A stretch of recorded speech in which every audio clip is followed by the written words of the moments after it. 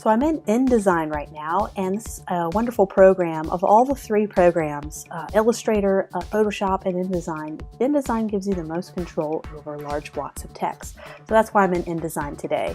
And so we're going to kind of go over how do we manage such a large block of text. And as a designer, you're going to be given way more text than you really need to have. And your job is to make all this text readable, look pleasurable to look at, and well crafted and designed.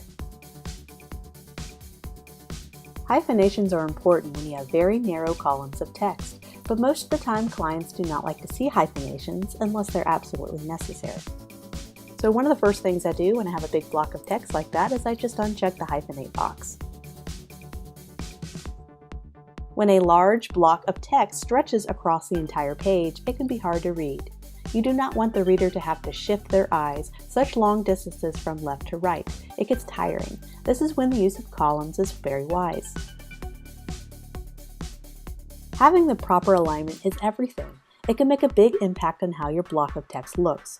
Right now, these two columns are set to left alignment only, but if you play around with your text alignment options and select Justify All Lines, specifically Justify with last line aligned left, the text will be flush down the left and right sides.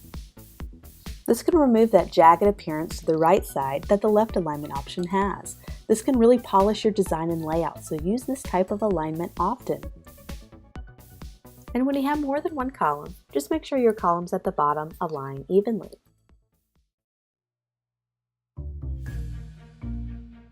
Using headlines to break your big block of text up is a no-brainer. Balancing this block of text with larger text blocks not only adds to the variety of elements, but makes it visually interesting and more likely to be read.